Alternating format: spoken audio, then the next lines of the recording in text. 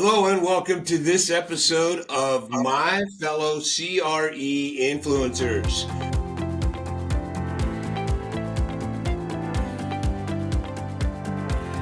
I am 1031 Broker James, and with me today is one of my really good friends, Mr. Eddie Gonzales with CRE Advisors. Eddie, so good to see you, my friend. Good to see you as well. I was excited when you invited me on, and I appreciate you waking up bright and early to get this done. Oh, dude, I've been up for 2 hours already. I'm up at 5 a.m. every morning. I love it. I'm an early riser myself. Yes. So thank you for making the time to be on the show. I know you're a busy guy, and we got the summit coming up, and so I know you got a lot on your plate. We dive in first, talk about how we met. So small world as it is, you and I were actually a part of the same office in Phoenix, the SVN Desert Commercial Advisors. I'm with the SVN office here in LA, but I got my license originally in Arizona, and I was maintaining that license. And it just, after I joined SVN here, it's like, you know what? It makes sense to join an SVN office in Phoenix. And so that's how I got introduced to Perry. I joined, I know I wasn't living there, but the times that I was there, I remember the first time going there and I met you. And that was really what I thought was the heyday of that office back then was, I don't know, there were 10, 12 brokers of you guys? Yeah. There might have been just a little bit more. Melissa Swader was your marketing person. Yep, I remember those days. I was very excited to be attached to everybody that was in that room. And then here we are today, and things are a lot different, right? Yes, indeed. All good things.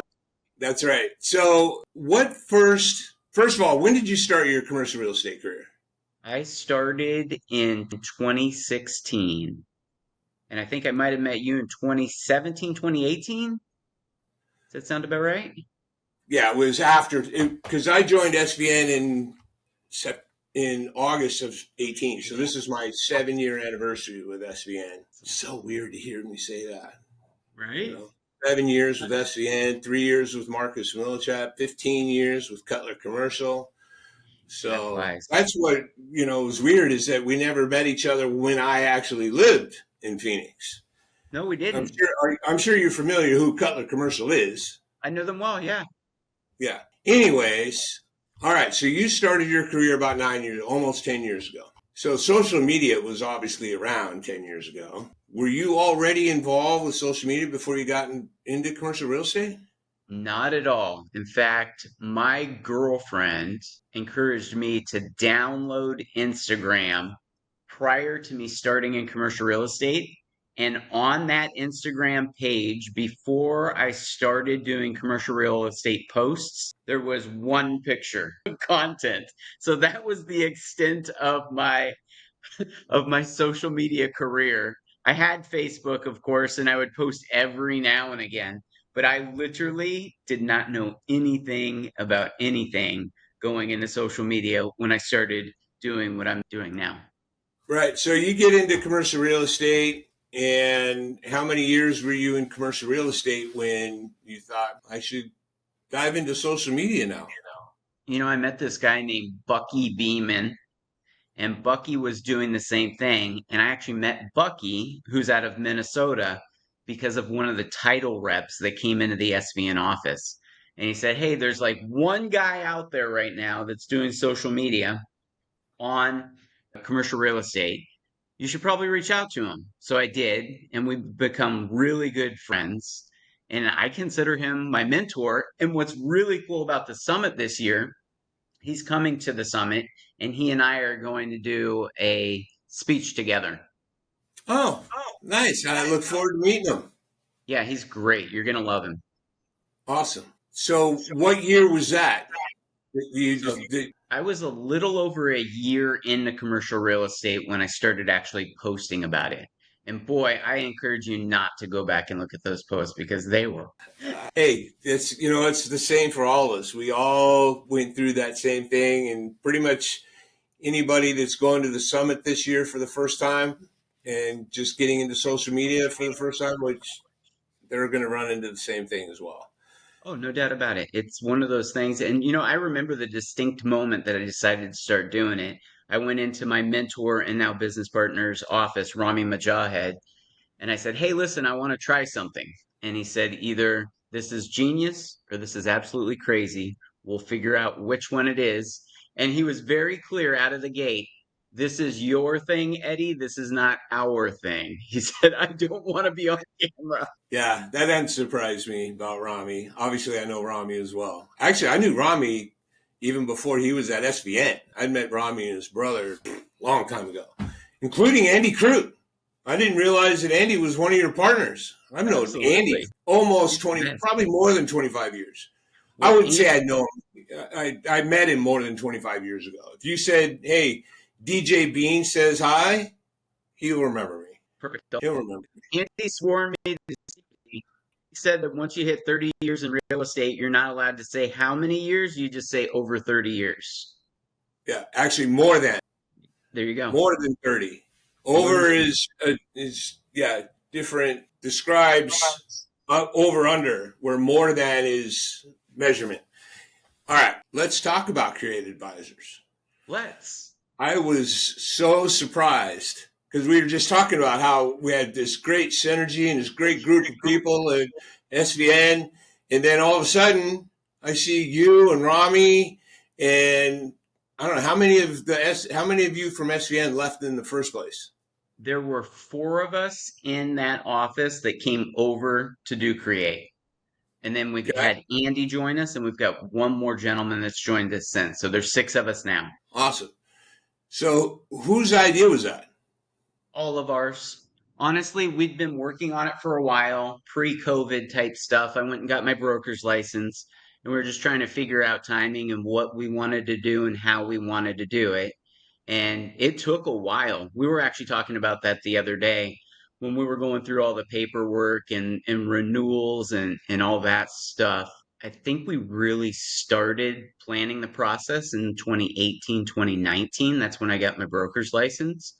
And yeah, we were just trying to figure it out. We always wanted this, and SVM platform was so good with regards to learning all of the systems and procedures. And I give Perry so much kudos because he truly trained us how to operate and how to come over and create advisors. So we were very aligned, and we just knew that we wanted to do our own thing and create something a little bit different with that background. Right. So the name Create, how'd that come to be? Literally sitting in a boardroom, we had the whiteboard and we just started writing things down. We knew that we wanted CRE to be in the name, and we were just thinking through, and just whiteboarding. I don't know. We probably had 75 names up there at one point, and we're just looking at it. Makes sense, doesn't. Makes sense, doesn't. And actually, Rami was the one that came up, and he's like, you know, we kind of do things creatively. And everybody just kind of head turns, and we're like, create. And then here's the other thing that's kind of cool about the way that whole thing came together is Andy also owns a yoga studio called Radiate. Hmm. And by chance, I signed our paperwork on June the 8th. So we're like, that's it. Everything aligned. Isn't that great? I just love the stories when they all come together that way. Mhm. It's very cool. So since then, that happened when? When did you guys? When was your first day of officially opened as Create Advisors? June 8th was officially the signing day, but, and that was 2 years ago, just over 2 years ago, we didn't get into this office until a few months later because it took a little bit of time to do the build out. So we're just over 2 years old. Okay. And how's it been so far? Awesome. Awesome. Awesome. Yeah, business is good. We're in the right cycle. We're in the right place in the country. Arizona is booming. So it's going really well. Yeah, I know. Every time I go back to Phoenix, I lived in Phoenix for 30 years, started my career there. And so, I tell people that and they're like, oh, so, you know, you saw a lot of change in Phoenix. And I was like, I watched Phoenix grow up Phoenix was a little town, just Truly. a little town back in the early 80s.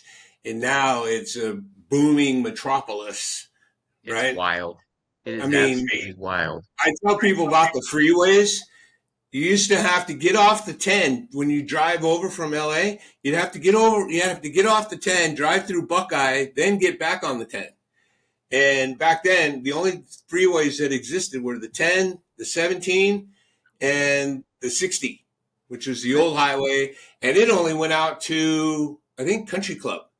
Wild. That was the one thing I loved about Phoenix is how it's set up like a grid. Everything's a mile, the streets, and very easy to learn in the city that way. Yeah, it's been fun to watch this. So I was Well, born in now 1980. I go back quite often, and I'm like, holy crap! Figures just it would explode after I left. Yeah, the multifamily that has gone up there has been just almost surreal. I remember the first Truly. time it was I don't know how many years ago that I was there, and I drove.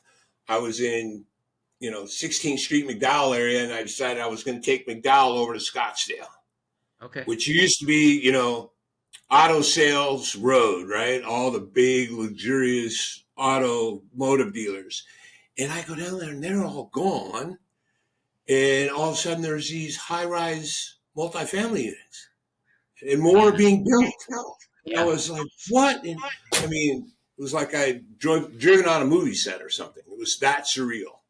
Yeah, it's crazy. Actually, my next meeting is over there on Scottsdale Road and McDowell Road, and that corner, holy smokes, and everything to the west of it. It's not the Phoenix that we grew up in. Right. Are you born and raised in Arizona? Like third generation Phoenician, yeah. Oh, nice. Yeah. Awesome. Okay, so let's get back to the social media Yes. because you started doing what you were doing and really at a time where, I mean, commercial real estate, where it's at today, and obviously we have, the CREI list with, Hmm. Ken Ashley and all the people that have made this community happen. That was in 2021, right? Right. Or they started in 2020. I think the first summit was in 2021 at the, Correct. yeah, and we were both there at the one in Tahoe. Yeah, that was a good one. Yeah. And, I've been coaching with the Massimo Group since 2016. Brokers on social media, even to this day, less than half of my brokers that I coach are active on social media. They're there, they have a presence, but they're not active and nowhere near the active that my old man Eddie G here. Eddie G is like the OG, Yeah. especially of Instagram and TikTok, which you shared a story with me about TikTok that I'll bring up here in a second. So when did it really switch? When did you really, realize, holy smokes, this is something, and you realize that it has to be it's clearly a daily attention with you. It truly is. I think the one deciding like moment that I had, I'm in a Toastmasters group, a public speaking group, and I Mm-hmm. was trying to convince some of the old timers in the group that we should start a page. So we went to Starbucks after the meeting. I opened the door for the guy and random stranger, and he goes, "Hey, AZ Commercial Real Estate." And I look at Larry, who was the guy that I was trying to convince that we need to make this page for, and he looks at me and we look at each other and he goes, "How much did you pay that guy to say that?" And I said, "I've never met that guy in my life." So we sit down and start to do our thing, and the guy comes back over and he's like, "Here's my business card. I need to lease some space. You're my guy. I've been watching you forever." And everybody looks at me, and actually it happens often, James. It happened at Costco yesterday, but it happened 2 weeks ago. We were at lunch and there was a developer sitting across the way, and I can tell, like, people look at me sometimes like I think I know you type situation, and I'm always looking at them like, "Ah, shit, where do I know you from, or do I not know you?" He comes over. It was Rami, myself, and our new business partner just sitting there. And he's like, "Eddie Gonzales." He's like, "I watch all your LinkedIn stuff." He's like, "I need to talk to you. Let's set a lunch up." So Rami just looks at me and he's like, "How often does that happen?" And it truly happens all the time. That is amazing. I had no idea that that was already happening for you. To be an influencer and be recognized in public, wow, that's awesome. Oh, Awesome. it's great, and it's James. It's not that hard. It's just a frequency. It's the same thing as picking up and cold calling every day.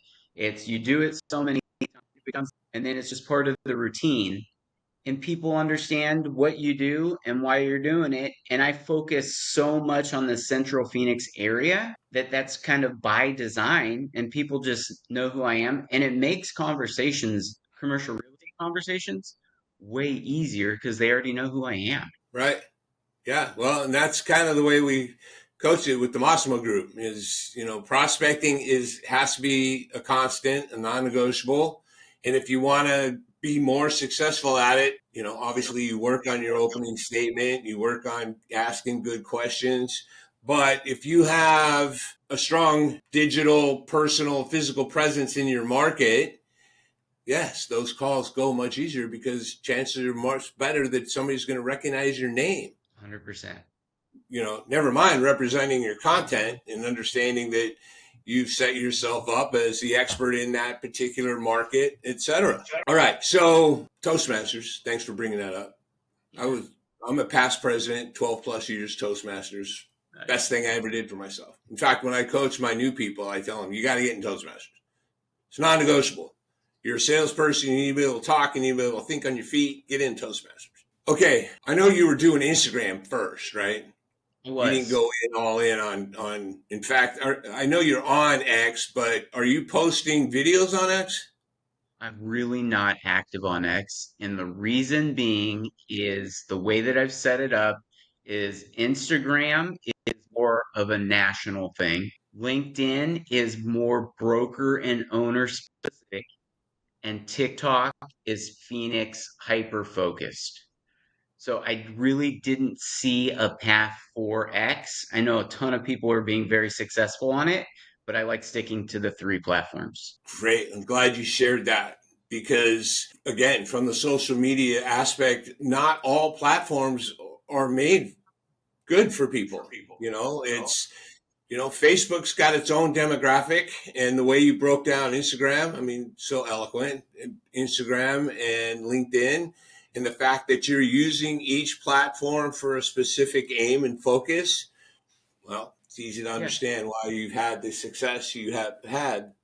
I can cross over, and actually, that's what Bucky and I are going to be talking about at the summit is how you can take the content and kind of cross it over, but each Right. platform kind of has its preferences. And I'm a big fan of this gentleman named Gary V. He's a marketing guy, so I kind of follow some of his leads. And he has this saying, he says, if you're in the boardroom, you're going to act a little bit different than if you're at the bar hanging out with your friends. So if you're on LinkedIn, you're in the boardroom. And if you're on TikTok, you're at the bar hanging out with your friends. So sure, some of the stuff can cross over, but for the most part, you're going to change a little bit of the delivery and you're going to change the messaging on LinkedIn versus you're having more fun and it's more casual over on TikTok. Yep. Makes sense.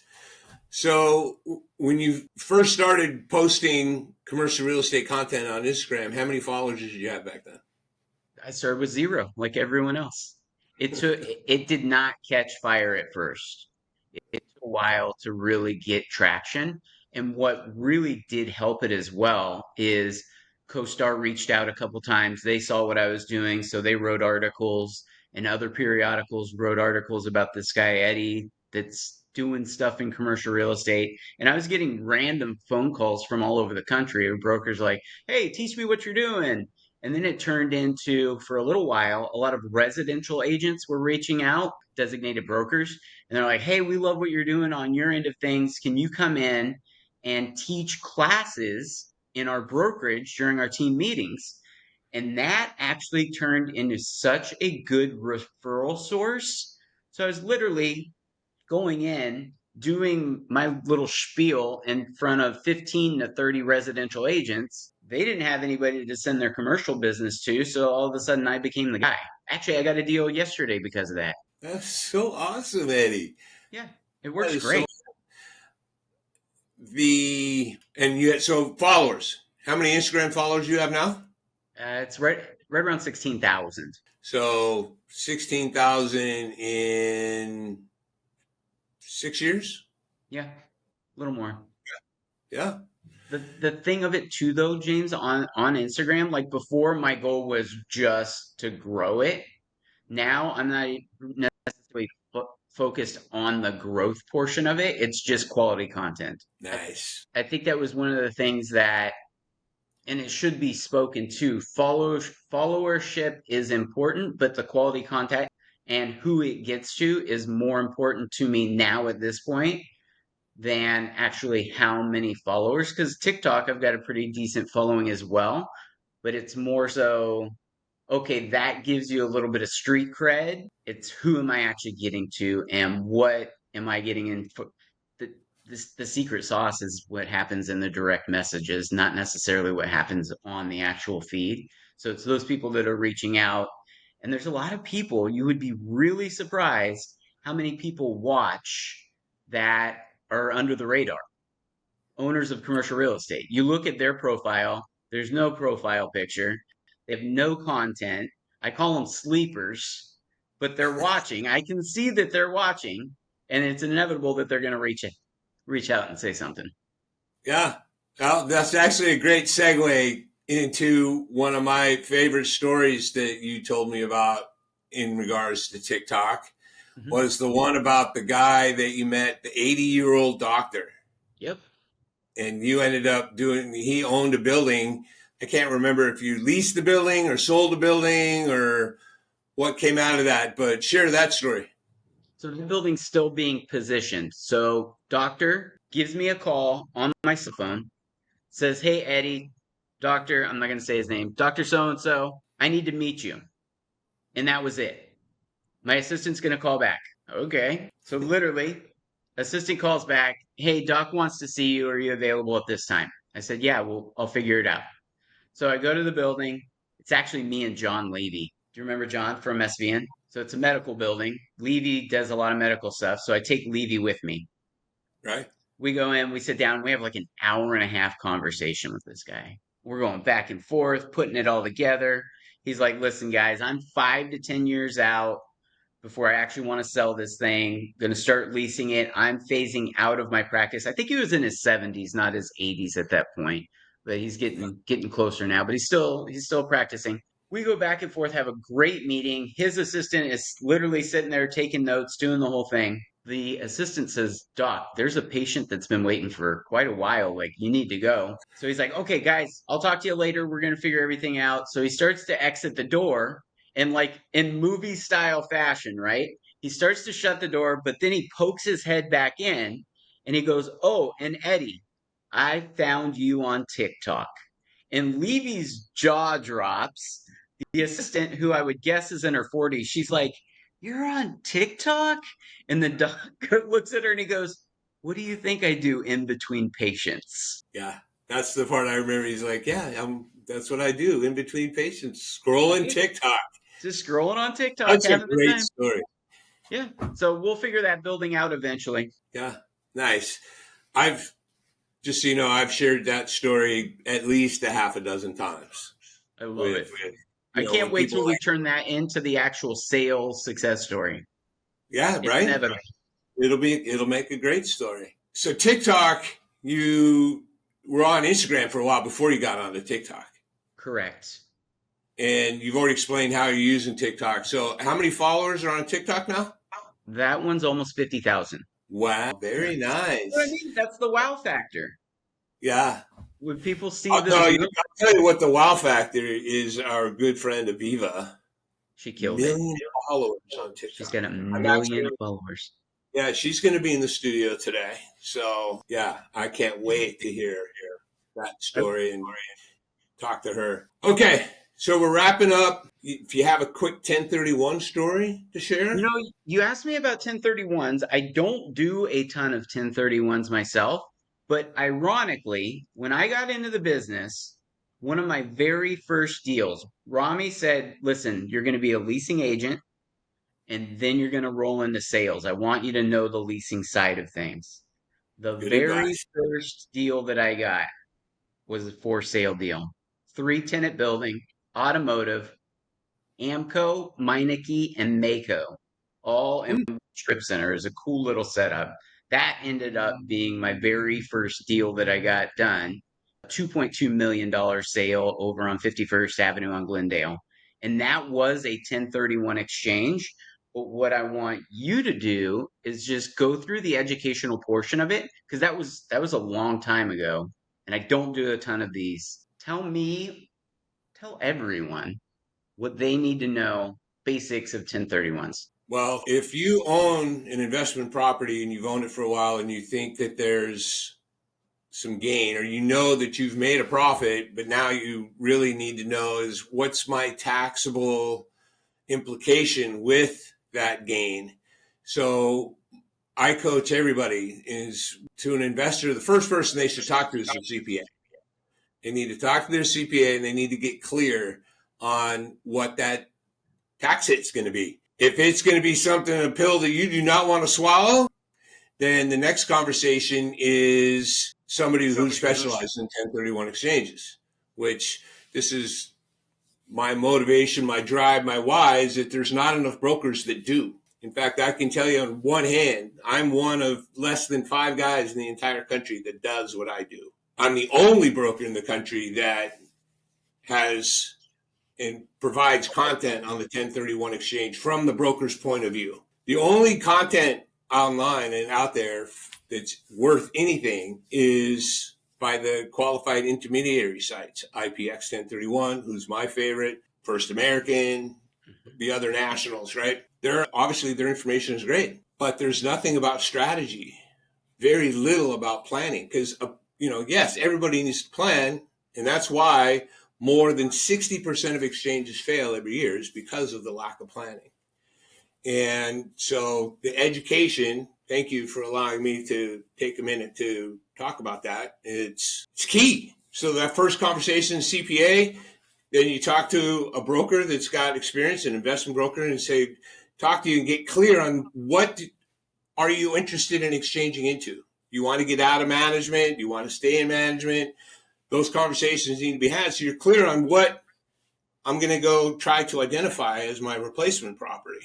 All those conversations need to happen before you put the property you want to sell on the market. Because here's what happens, Eddie, and this happens to me monthly, that I will get a referral from somebody who is already in escrow and about to close, and now they are having their CPAs finally telling them that, yeah, you're looking at a $500,000 tax bill.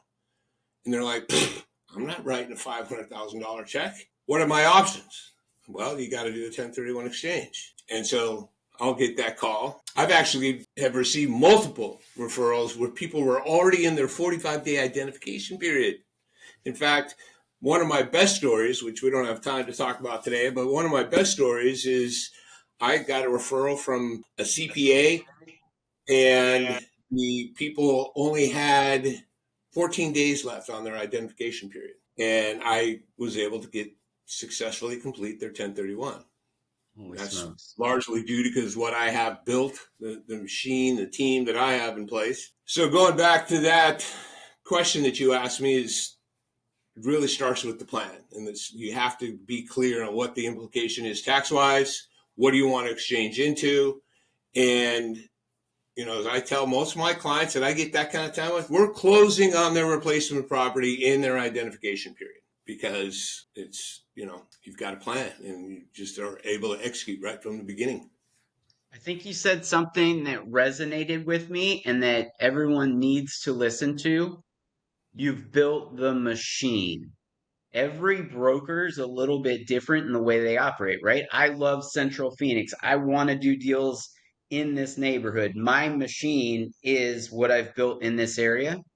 Your machine is built on a much larger scale, which is associated with the 1031, but somebody can come to you and say, let's do this with the planning, right? Versus they come to me and say, Eddie, I want to be in the Arcadian neighborhood of Phoenix, know who to reach out to and what to do. And you do the same thing on 1031 exchanges. I think it's beautiful, the machine that you have built. Well, thank you. Thank you very much. I specialize in the net lease world. Those are my exchange options. I think it's one of the best exchange options out there for a litany of reasons. But mainly, it's a great way to build generational wealth. The machine is that I've built close, intimate relationships with people all over the regionals and the national brokers that maintain most of the inventory. Right. So that's how that person, I only had 2 weeks to identify. I was able to quickly find something that worked. Yep, that's what's also great about the net lease is that, hey, you can do a net lease and it be a short-term exchange. Just park your money there. It's going to do you well, and it's going to trade quickly so that you can exchange into something you really want. Right. If that happens to be the case. So thank you for that conversation. Appreciate it. All right. So speaking to 1031, you get to say my tagline. I get to say the tagline? You get to say the tagline. Wait, when do you want to do it? Like, what are we going to build it up? Like, how do we? What type of delivery are you looking for? Tell me everything. I just want to hear you say it only in the way that Eddie G can say it. Because the best 1031 exchange is a successful 1031 exchange. How to do? Beautiful. Thank you. Hey, before we go, and you can record this or not, we should probably make a TikTok. And we're just gonna go off the cuff, right? Okay. One of the best things about being on platforms like this is you get to meet gentlemen like this 1031 exchange expert, James. Say hello to TikTok, and we're going to get you some more followers. Eddie G, I love you, man. Hello, TikTok. This is 1031 Broker James saying hi to you from Best 1031 Online YouTube channel, and we are live with the OG Eddie G. You're the best. Thank you. Go follow James. He's right down here. Done. Done and done. You know, that just reminded me one time we were at ICSC together when we were both at SVN, and you shot my first video. You actually, I think you did it on my phone, if I remember correctly. I remember. Yeah, me, you, and Dina were right there, right? Dina was there. She wasn't in the video. That would have been awesome. But she was with SVN at the time, too. Mm-hmm. Yeah. She's off on her own deal. Yeah. I'll tell you what, SVN is such a good platform to learn. It's amazing. The trainings, the systems, the procedures.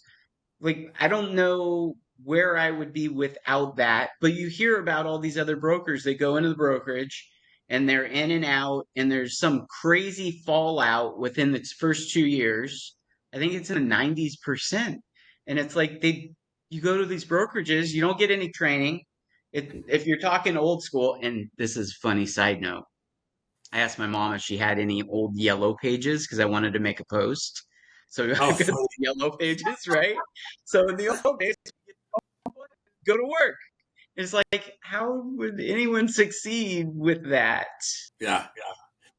That's what it was for me. When I started my real estate career in 2000, Rod Crotty at Cutler Commercial, one of my best friends on the planet, I was in his office and he's like, here, just start calling plumbers or start calling electricians and ask them when their lease expires and if they want to, move into new industrial space. I didn't even know, talking about not knowing what questions to ask.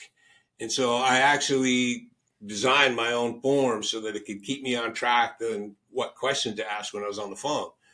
I didn't know what DocI was. I didn't know what grade level loading was. I'll never forget a CBRE broker and said, hey, man, I'm calling about your building over there in University. Will you send me over the as-built on suite 110 and 115? And I remember just going blank. And I'm like, send you over the what? And he's like, the as-built. I'm like, I don't know what that is. He's like, are you new? No. I'm like, yeah, actually I am. He's like, the floor plans. And I'm like, oh, well, why didn't you just say floor plans? Right? Anyways. Some of the acronyms that we use, every once in a while, I'll look at them and be like, just type it out. I don't even remember. We didn't have email. That was in 2000. Cutler didn't have email yet. It was very soon after that, 01 maybe. Yeah. I don't know if, well, you weren't back then. So, you know how you get your emails, that's how brokers distribute their offerings, the Yeah. things they have available for lease, sale, whatever. Their distribution list is all done electronically. Back then, we would get broker packages, and the ones from CBRE or Lean Associates, I mean, they would literally be 3-4 inches thick in manila envelopes, and there'd be one of those for every broker in the office. Isn't that It wouldn't crazy? just be like, here's our availability, one to the office. No, there would be 10 brokers. There'd be 10 of those packages. Unreal. And that's how I used to maintain availability, even before looking on CoStars. We would maintain a file of East Valley Industrial. Here's the 1 to 5,000 feet, the 10 to 20,000 feet, so on. Yeah. It's So crazy crazy. how it's changed. You want to hear something interesting about that? Marty Dorito still sends those packages out. And Honestly, I'm surprised he's still alive. Marty Dorito is still working? so Marty Dorito, it's the son, not senior. Yeah, Okay. the son. But Dorito Partners, they still send out. I did a deal with his dad back in the early 2000s. Yeah. All right, Eddie, I got to wrap it up. I got somebody to do at the top of the hour. Thank you for having me. I appreciate you.